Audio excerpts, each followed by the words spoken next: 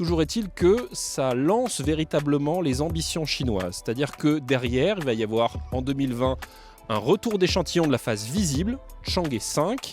C'est là aussi quasiment la même configuration, sauf qu'on a un module supplémentaire sur le dessus, un module de remontée qui va redécoller, partir de la Lune et permettre de ramener des échantillons sur Terre.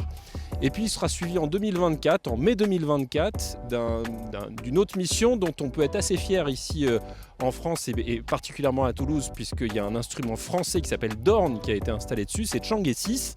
Chang'e 6 où là, encore une fois, on reprend la même configuration que Chang'e 5, sauf qu'on va ramener des échantillons de la face cachée de la Lune. C'est la première fois qu'on ramenait des échantillons, 2 kilos qui ont été ramenés, qui ont permis de beaucoup mieux comprendre comment ce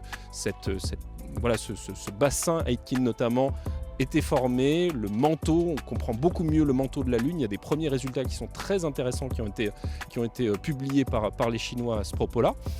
Et ça va être suivi d'autres missions, c'est-à-dire que Chang'e 7 est déjà prévu pour 2026, Chang'e 8 est prévu pour 2028. Ça montre que le programme chinois est extrêmement planifié, linéaire. Pour l'instant, il n'y a pas d'échec. Le but à la fin étant quand même d'envoyer des hommes, et ça, si tout va bien, c'est 2029.